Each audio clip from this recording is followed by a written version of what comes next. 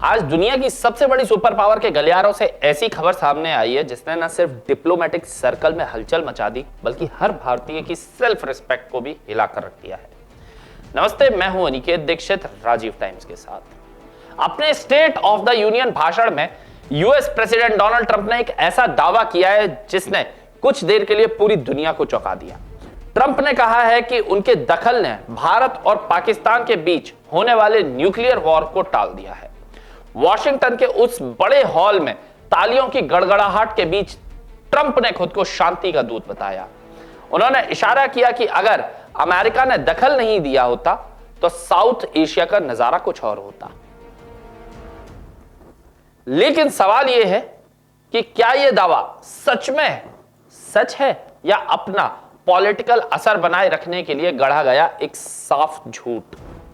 एक भारतीय नागरिक के तौर पर यह दावा सुनकर कई गंभीर सवाल मेरे मन में उठते हैं।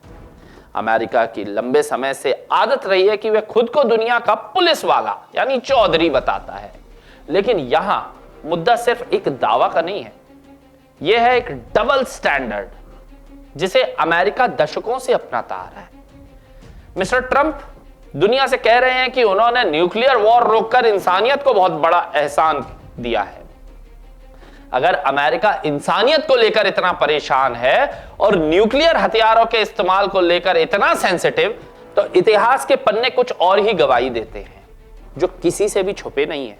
आज जब ट्रंप शांति की बात कर रहे हैं तो इतिहास के पन्ने कुछ और ही गवाही देते हैं।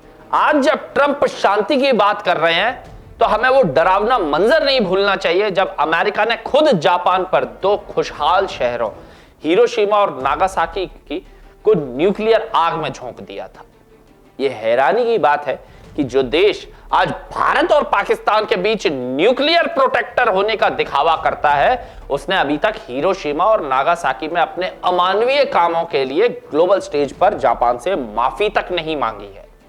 लाखों बेगुनाह न्यूक्लियर आग में भाप बन गए, लोगों की परछाई उन दीवारों पर आज तक बनी हुई है।